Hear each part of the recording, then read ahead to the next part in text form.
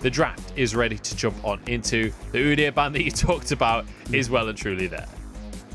Yeah, I think Udyr has been banned in 63% of JDG's games up to this point, and now it's going to rise a little bit thanks to this, but certainly well deserved by Kanavi. The problem is now what happens, because as you say, look, you're on blue side here for WE. You can start to prioritize either the Olaf or the Pantheon. You're getting one of these strong picks on the patch with this first rotation. And on JDG, yeah, you can probably go back towards something like the Xayah that you can pick up for yourselves with both the Smear and the Kai'Sa banned away, but that jungle pick is going to be so hotly contested here. The Alistair going to be the final ban here from JDG. Things like the Pantheon available, things like the Olaf available as well. A lot of super powered jungle picks. And I am curious if WE will go for that or if they just go in a different direction entirely. Well, the question's been answered. Yeah. Okay, I actually was expecting the reverse. I thought we'd get Beishang go for the Olaf because Kanavi hasn't played the Pantheon, and although I'm sure he can, it's more so just the style of jungle that Kanavi plays doesn't really lend itself to it. However, it looks like we're just going to go with Yagao going back towards this Azir. I'm a fan of it. I think it works great at the moment. It does well against a lot of the mages that we're seeing just blind picked into the mid lane. And if you're playing a lot of these short range compositions, which are pretty much your standard meta, Azir does really well against them. Yep, and I mean, let's be honest, Yagao looked amazing on Azir last game. The Shreema shuffles were beautiful. Kanavi gonna go for this Olaf. That was what Beishang was playing last time around. So we'll see how Kanavi will fare on the pick. But missing, grabs himself the Leona. Kind of like the Gragas, except you can't accidentally knock Renekton into your own team. So I like that one. And Shanks continues his one trickdom with the Orianna. Yeah, I would have preferred to see a move away from this Orianna. We just saw in the last game how much he struggled with the Azir, couldn't really get any priority in that mid lane, and it meant that Beishang was limited in his opportunities to play through that mid jungle. So again, we're going to see Kanavi have that advantage, and if you're looking towards the spot side, Rel does great against Leona. Like, you're able to steal away a whole bunch of stats. We were actually talking to Medic the other day. He'd done the maths. If you auto-attack a Leona at level 3 with her W up, and then you attack the AD carry, you can get 400 gold worth of stats as Rel off of your passive, which is nutty. It's like a mini Ornn, but way before level 13. Yeah. And very temporarily. Anyway, let's look at the bans that are coming up through. The Camille, once again, respect band from Breathe. What do you expect WE to do here, Dags? I assume for WE, it's trying to pinch that top lane pool. As you can already see, JDG are going to try and go for it. I think you're already looking at a potential Gnar ban, or Gnar pick, coming in here for JDG with the Camille taken off the board. Probably go towards something, I was going to say like the Jace, but they're happy to actually just try and pinch this AD carry pool even further, trying to call you out saying, hey, we've got first pick here as JDG. We can actually just pick up something like the Xayah on this rotation. Bunch of self-peel, does great in these team fights, which JDG are kind of setting up for, so why try and make it any different?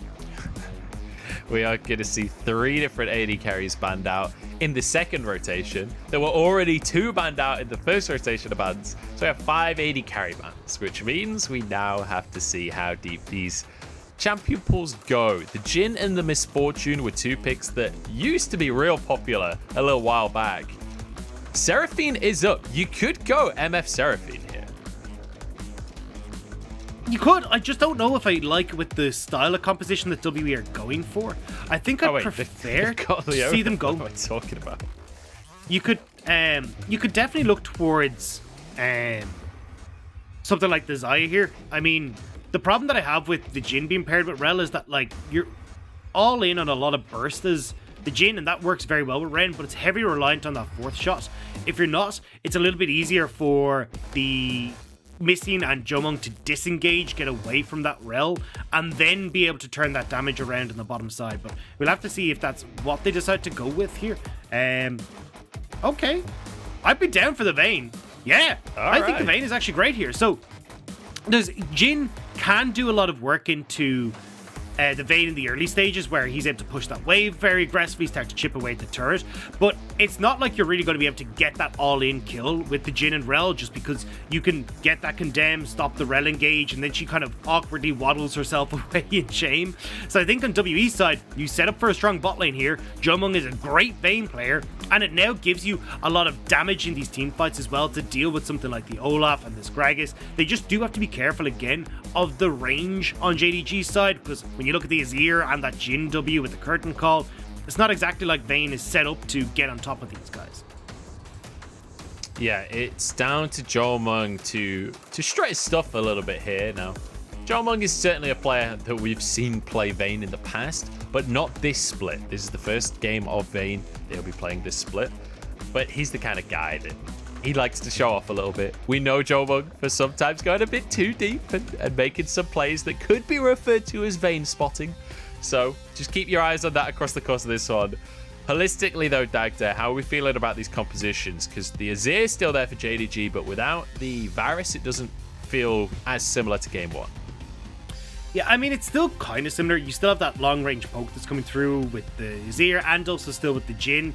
You've got the tanks that are kind of beefing up your front line. Olaf and Udi are similar both. The Gragas, again, kind of playing that front line tank/damage dealer. So JDG are kind of going back to what they did in game one, and I like it up against what we're seeing coming out from WE. A lot of WE's lineup relies on Beishang and Missing getting these big engages, specifically Beishang trying to find these ultimates into the backline to disrupt that long range poke.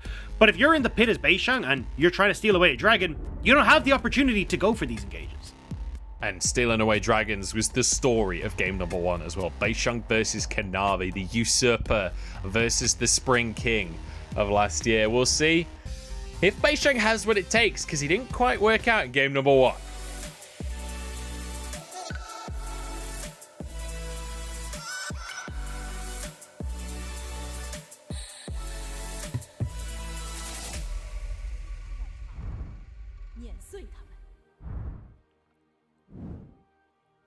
WE over on our blue side here as we start off game number two between them and JDG. The Vayne pick in the bottom lane. We got the Pantheon jungle. There are certainly power picks on the side of WE, but JDG, they're coming in with a bit of momentum here. Yeah, and I think they're going to try to snowball that momentum, especially in this game through Kanavi. Because when I look at, a Jin on this bottom side against Vayne, I'm like, cool, I got pushed there. I got pushed in mid lane with this Azir. That's some easy dragon takes for me on the side of JDG. So expect Kanavi to go for this very quick full clear into a reset and pretty much a 530 beyond that dragon trying to take it for himself. And I honestly, if you're JDG, that's the best way to start snowballing this game and getting this control on the map. If you have WE who are the short range composition who have got to try and contest you at these dragons, we saw the results in that last game. Yeah, it becomes incredibly difficult for them to find a way in. This time, though, the difference is with a Leona and a Pantheon, as you rightly said before we went to the bumper, they have ways of brute forcing a fight, right? Pantheon just flies into the back line. Leona can follow up on that as well. So it's a bit easier for WE to force the issue. The big question is just, will their carries be there in time? Last game, Shanks took a long time to get towards those two items. We've got a Vayne as well for JinDong, which we know notorious for being weak in the early game, exceptionally strong in the late game. And I want to see how Beishang is going to try and set up WE, because if they get a lead, it becomes a hell of a lot easier to operate their game plan. And I expect on Beishang's side, he'll be looking towards this top side. If you can try and set up some sort of play onto Zoom, kill him off, burn that early TP, then you can look to have Breathe come in on this bottom side. And it's kind of been the bread and butter more so from WE last year, which was getting Morgan into this bottom side to set up these plays. But if Loken and Lvmao are consistently pushing, like you can see here, setting up for some sort of 4-man, 5-man play in the bottom lane is a definite go button for WE. And if you think back to last year, that's kind of trademark WE, right? When you think back to the squad that had Morgan in the top lane and had Teacham on mid, the 4-man, 5-man play bot was literally everything that WE did. If it worked, they won the game. If it didn't work, they lost the game. That was kind of just the way that WE was in 2020. They moved away from that this year, having stronger solo laners. But it's definitely something that these guys have in the playbook. But we'll have to see if they are going to go for that. You can already look towards this top side. Breathe, shoving in. You got Beishang nice and healthy on this top side. Zoom a little bit low. And it looks like top lane is the go for Beishang.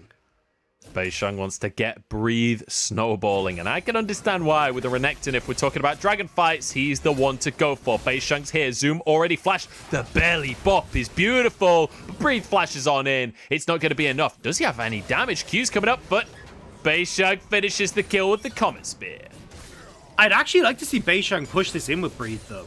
I want them to keep this TP for Breathe. Try and use it on that bottom lane. Now, Breathe clears it out fast enough. It's not going to be too much, but you'll have that cannon wave coming up next as well. That should slow down Zoom from crashing this wave and allow Breathe to hold on to this teleport.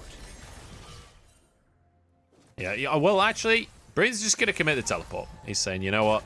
I'm not that bothered about trying to enact things on the bottom side. He's playing for his own lane. I don't hate that from Breathe. Like, when we think about where the strengths lie with this WE squad, Breathe is definitely one of the guys that you look towards. So maybe playing for himself could be the answer. I agree. I just don't think the Breathe is going to be that big in this game, especially when you look at the champions that are on the JDG side. Very far range with Yagao and Loken. It means that you're not really having the best of time as a Renekton. Plus, you've got a bunch of peel that comes in with Lvmao and from Zoom. So it's pretty tough for Breed to have a super strong game. And although it's nice that you're getting them a lead in the top side, they need to actually bring that lead elsewhere on the map. Zoom is doing his best to try and freeze this wave, knocking the minions back, holding it close to his tower. Breathe might be able to just clear this wave, though, when his minions do arrive. But the positioning is certainly awkward for Breathe to have to deal with. And this is one of the things that we always expect out of Zoom, right? He is one of the best individual laners in the entire LPL. Not even just in top lane, just across the board. He's just such an exceptional player. Kanavi is on this bottom side. We talked about these early dragons being a potential go or win condition for JDG, and I wasn't certain there if WE were going to try and rush it. Shanks actually had a brief window of controlling that mid lane, but it looks like Kanavi just waited for the TP to come back in from Yagao.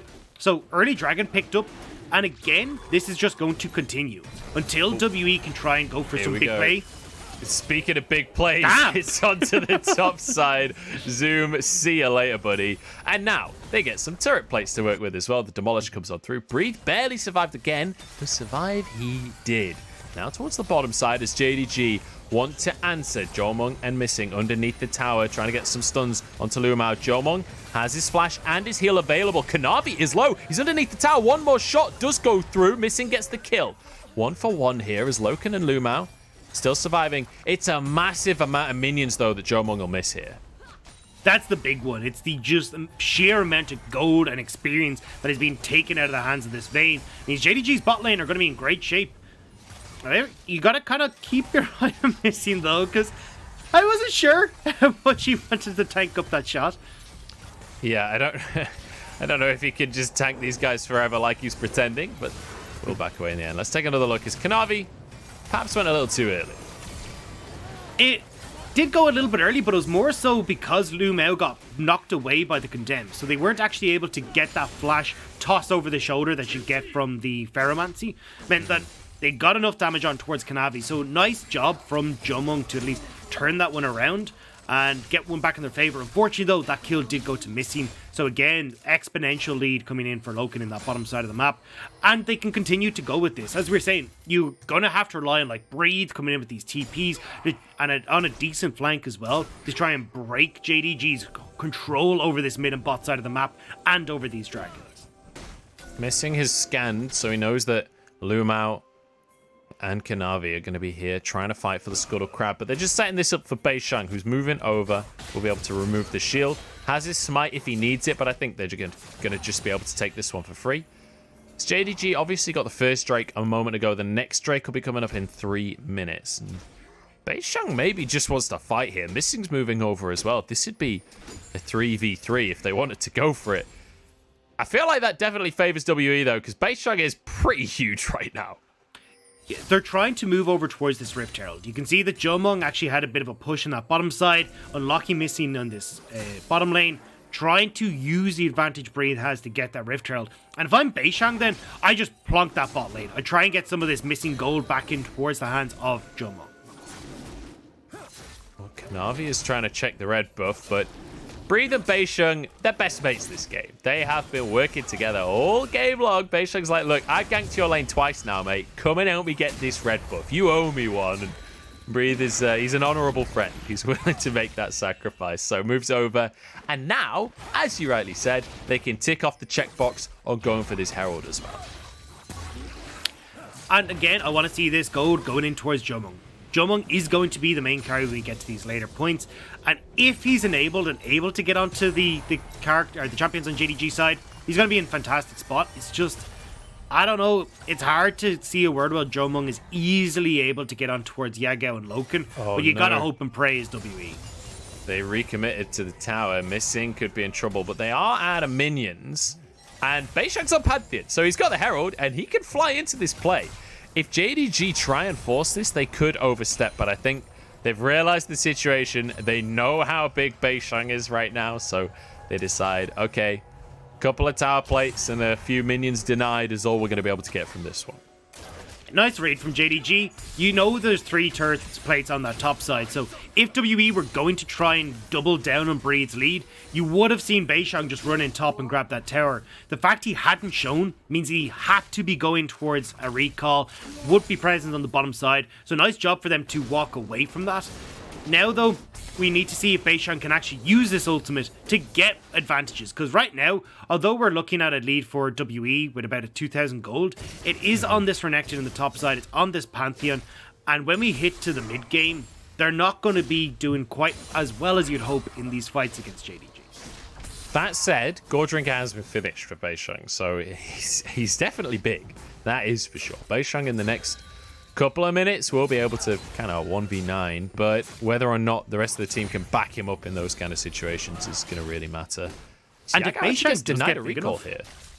If Beishang does get big enough, you kind of unlocked another win condition, I'll say, for WE, where you can just stick Beishang off in the side lane, have him use that ultimate to try and be a man drop, and go for this 1-3-1 style.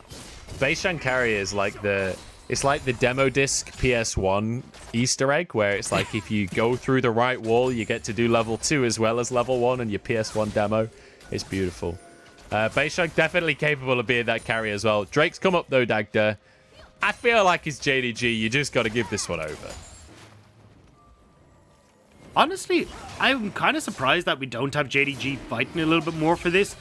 They have Yagao with the strong push mid. Loken and Lvmao at least are able to play pretty heavily around this bottom side. This just feels like an odd timing for a lot of the resets to be coming through. And as you can see, Loken and Lvmao, they're hiding in this bush, but JinDong doesn't need to push up aggressively here. Yeah, but it is JinDong, so he might do it anyway. He's gonna respect it. He backs away. Yeah, I mean, the thing about the timing, though, is you've got a TP on Breathe. He's finished a Gordrinker. You got Beishang on the scene. He's finished a Gordrinker. There certainly weren't any mythics on JDG. So, timing aside, I feel like maybe this is just JDG going, look, it's 11.2. They've got Gordrinkers. I'm not interested. I know, but they did have Yagao already TP in. You had Loken and Lvmao that were there. You don't even have to bring your team across. You can just have this lane stay there in their lanes and just have Kanavi finish it off. It felt like a bit of an odd time from Kanavi. Either way, though, WE do pick it up, and Kanavi's trying to see if he can get onto Beishang. I want to go for the Pantheon, but this is not a fight that you win, JDG. In they go, but he's completely invincible. And Gordrinker keeps him alive till the last second. He's still surviving, missing, blocking the shots, as in everybody's come one by one. And JDG in absolute shambles. Breathe wants an 80 carry. There's a bit of a cherry on top of the play, but I think Loken will walk away with this one. He's just going to get a call to Meek, and Breathe has to settle for a minion wave. Poosa. I will not mold. I will not get angry today. Be zen, for Dagda, JDG, be zen. That was real stupid. You have no control over this bottom side jungle. You've got Lvmao and Kanavi, who, great, are moving in, but you already had JinDong and Missing who were in position. You have the TP coming in from Breathe. And if you're not going to fight for the dragon, why the hell are you fighting over a red buff? Yeah, I don't know. It's a bit of a head scratcher. I feel like JDG, last year, they were the smartest team in the LPL. This year, they've become Dr. Jekyll and Mr. Hyde, right? Where some games, like game number 1 of this series, it looks amazing. Great stuff. But wait, hang on. Did Yagao just allow his tower to fall to the minions? Yeah. Yeah, he did. Why? Yeah, he did much. Yeah, he did. What logic could there possibly be? So I think what he's thinking is, if I let them clear the full way to my inhibitor really, really quickly, I can get a bunch of extra gold off these super creeps. You know, that's where I can look to snowball my lead. I don't know what's happening anymore, Dagda. I'm sure that the Twitter analysts are furious at me right now because there's some obscure reasoning to let your tower be the first tower of the game to be taken. I guess the local gold wasn't there for anyone. But I don't know, man. I feel like protecting your tower is just... That's League of Legends 101. Yeah, I mean, I'm not certain. I'll let the replay speak for itself when I go and watch it later. But right now, it's a bit of a head scratcher. It does give WE though this opportunity because now, okay, mid tower's gone, shove in super far. You've got Rift Herald about to spawn in about 30 seconds. You can go up towards this top side and try and pick that up for yourselves. But it actually looks like what they're trying to do is get a play, or at least allow JinDong and Missing to shove in this bottom side so they can also rotate up towards this objective. And I want to give a little bit of context on how I feel like we've kind of been ragging on JDG a bit in this series. JDG are obviously 1-0 up in this series. The reason we've been ragging on them is, if you haven't watched LPL for a while, this is the 2020 Spring Champions, but also second place in Summer. This team had 10 finals games against top esports in 2020. This was comfortably in the conversation as best team of the year last year. And the comparison to this year is just painful. And we're seeing that in front of our eyes as Zoom is trying to find a 1v1 with Breathe. But Beishang is here. Not going to commit anything, though, to try and follow up on the kill. So it goes down to the bottom side. So at least Loken's finding some advantages in the bot lane. And also, just to add on to your point, like, they're in 9th place right now, but none of their wins have been particularly convincing. And even though we're kind of looking at, oh, well, they're 9th and 3-3, like, this is a team, as you said, that was leading that new generation conversation. Yeah, that we're like, hey, it's top esports and JDG. These are the top teams in the LPL. These are the teams to watch out for. The smartest team in the LPL. But right now, this is just night and day. WE are running them around the map. You've got this Rift Tower for Beishang completely uncontested. And yeah, you've got Dragon that's going to spawn in 10 seconds. But look at where WE are coming. They will still be here in time, even if JDG try and start this up. Yeah, Drake, the next target for either team here. And obviously, both teams got 1 to start the game off. So this it's not going to be sole point or anything like that. But it sets teams up to get towards that objective. JinDong's in the mid lane trying to push that wave out, but certainly not priority here. As Beishang doesn't have flash, he's not going to be able to get in this pit in time. I think this just goes to JDG at this stage. They need the flank. So let's come in. Here we go. Flying in from the skies. Beishang rooted though, and JDG maybe want this team fight. They're certainly not backing away for now. And it looks like they walk away with the Drake.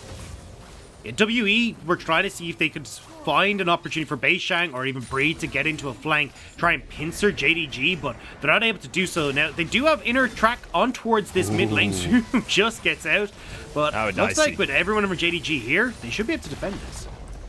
Yeah, just about keeping the tower alive for now, but a stiff breeze will knock that over next time around when WE want to look towards that mid lane.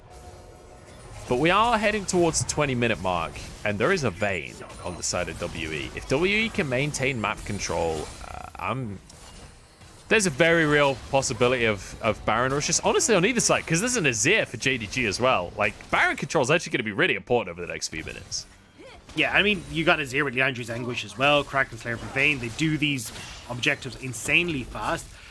It really does come down to map setup, though, and you can see it there. WE, although they were in position to try and threaten, they understand correctly that if we come in front to back against JDG's composition, we don't stand a chance. We got an Emperor's Divide that we won't be able to get over. We'll have a Curtain Call that's blasting us in the face. Even the ultimate from Rel, who's just going to be yoinking us away from any carry we do manage to get our claws into. So for WE, the big goal is getting Breathe on a flank, having Beishang deliver himself with the man drop into the backline. And if you don't get that to happen, you got nothing from WE. And even if this Vayne gets really big, even if Shanks is huge, they will not be able to find the fights that they want. Yeah, and obviously missing there to try and supplement that hard engage. When the flanks happen, you got to see missing, landing a good ultimate, getting a good CC chain off onto one of the carries, or at least deny any kind of peel from JDG. But certainly, for the time being, WE are kind of okay to play this one slow. When we look at both sides, like, Jin, quite happy to build up a bunch of items, same for Azir. Orianna and Vayne, certainly not going to be shy on the scaling side, so it doesn't surprise me that much, Dagda, that we are seeing a bit of a slower pace than what we saw in game number 1. Oh no, breathe. He's face checked, he's got into the unknown territory, and he's been punished for it. The Gordrick are just not enough, but actually Beishang, I told you that these guys were pros, right? Beishang goes in to try and help his top laner. Will walk away with his life, but the W misses, he still goes down anyway. Zoom, he's just buying time. He still managed to survive this whole thing. We talked about the 20-minute Baron. It's up in 30 seconds. I don't think that's soon enough. Now, they'll be fine. JDG are going to walk away with 2 nice picks onto WE. And, I mean, you've got great setup there from the Jin. You're able to get that damage down. And crucially as well, JDG are actually denying these picks from happening on WE side. Because when you look at JDG, they've been joined at the hip this entire time. I was going to say it before that they actually found that pick. If you look at where they're moving on the map, right now, there is this 4-man squad. How do you try and pick someone off as Beishang? They're trying to even move Breathe in here to see if it can happen, but they're the ones that actually get it turned around against them, and Beishang, too little too late. Breathe has already gone down, and from that, it all gets very, very messy for WE.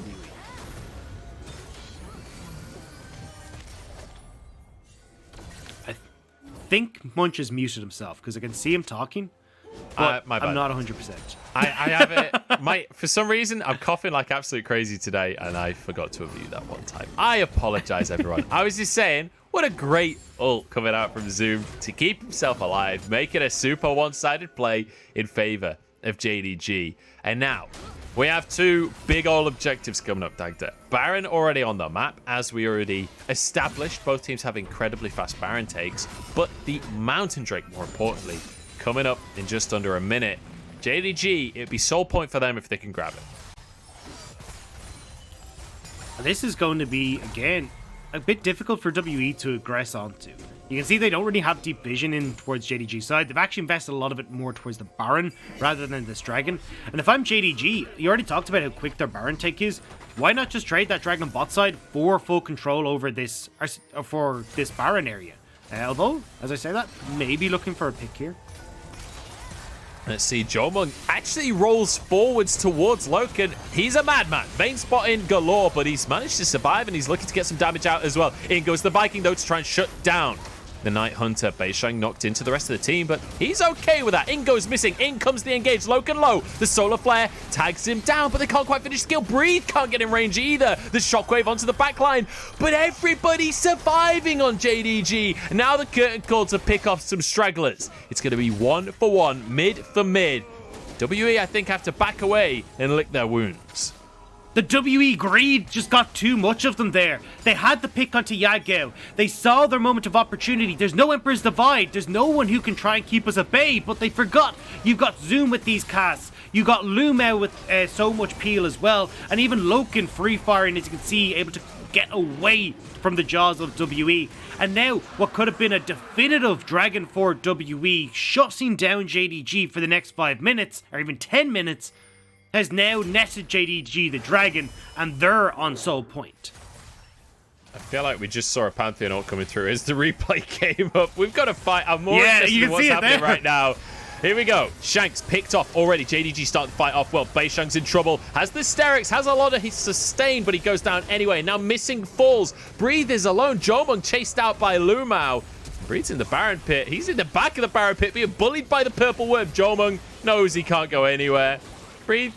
It's on the wrong side of the play right here. Dominus is about to come up. Maybe he can at least stop the Baron play. That's his only objective at this point, but with Flash not available, he's realized this ain't happening. He backs away, although stepping on in. I'm not sure what his plan is. I don't think he's got a plan right now. He's freeballing it. And he has to back away. And this is so much better from JDG. Like, they are understanding, hey, look, if we just group as this 5-man death ball, there's no way WE are going to be able to set up these plays. And you can see here, okay, there's Lvmao and Loken. Yes, they're there, but look at where Yagao is. He's never far from them. And then you start to get these TPs coming in. And even though Beishang is trying to get on towards Loken, great stun from Lvmao. There's the Emperor's Divide to separate them. And there's just nothing you can do here as WE. Yeah, I mean, this is just overextension after overextension from WE. We saw them diving, diving almost a tier 2 in the mid lane. Now we see Beishang brute forcing a fight that realistically there's no follow-up for, and him and his teammates get caught out. Now JDG, they've got a Baron to work with. They're on Mountain Soul Point. JDG could be looking towards a 2-0 right now, Dagda. And pretty convincing one as well. And we kind of threw up the questions, what happens if we get rid of the Udyr, if we're not going to get the similar style of jungle, but Breathe? The answer is they get a pick onto Breathe. He's rooted and knocked out of the fight. Beishang trying to distract his Lvmao, knocks up everybody. The Emperor's Divide comes on through as well. Shanks is still off to the side. He'd need a miracle if a Shockwave was to win this one out, because he's the only carry, and he's taken down. A double for Loken. He wants to make it 4, though, as he blasts his shots on through. But Breathe gets out of range and gets safely into the base. And JDG, once you give them an inch, they will take a 1.5 miles right here. They've got the gold lead. They've got the way into this mid lane. They don't have minions to work with right now, but they might just be able to finish the tower anyway. They don't care. Now onto the inhib they go. It wouldn't surprise me too much if they overpushed, but they are, looks like, going to respect and back away. And now you've got that dragon in 2 minutes. You have picked up a filthy amount of gold on JDG side. Between the kills, between the Baron, between all these turrets, like, they are going to be rich as all hell. And now this escalating issue for WE has gotten completely out of control. They cannot close the gap, they cannot find these picks, and JDG are running away with these team fights. And this is where you can see the desperation from WE. Can we find some way of getting into this backline? But every time, Zoom with the Gragas cast, the Emperor's Divide, as well as Lvmao having this fantastic rail performance, is buying so much space for Yagao and Loken, and they are free hitting everywhere. Yep, the magnets come on through. They've been making the clown posses, the insane clown posses' lives hell for a long old time, and now even WE are confused by how they work. But JDG, very much in control of this game. 4,000 gold ahead right now. And Drake is coming up in 60 seconds time. If JDG gets this Drake, I think that's the point at which we just begin the eulogy for WE, because this was a game that WE needed to prove that they were a top team, that they deserve the top 4 spot in the standings that they have right now. And JDG, maybe they've finally woken up from this spring slumber that we've been seeing. Well, certainly these compositions have helped, because this long-range comp is doing wonders against WE, and now you can see it again, WE struggling to find any sort of in-way in towards the JDG lineup. Lvmao's going to look for the hard engage because Zoom is behind everyone. In goes Yagao, and it's beautiful with the Emperor's Divide, but Breed's still surviving, and WE still grouped up. They're the first one to get a pick. And now onto Loken as well goes Beishang, but he's not quite tanky enough. Will be taken down. Shockwave onto 2. WE finally finding a fight because Jomong is free firing, but he's rooted and taken down. It all looked so good for WE until JDG tore it apart. That was a almost fight for WE. Zoom had gone for the flank. He wasn't in a position to try and peel for the backline, and Beishang gets in onto Yagao. But with the Zanyas, with the time bought, JDG get the fight, and they'll get the victory. This is beautiful from JDG. It feels like this team is back on the block. It feels like they are back and fighting for one of those top spots once more. It's a glorious win here for WE. It's the beginning of a very long road for JDG, but a welcome breath of fresh air for JDG.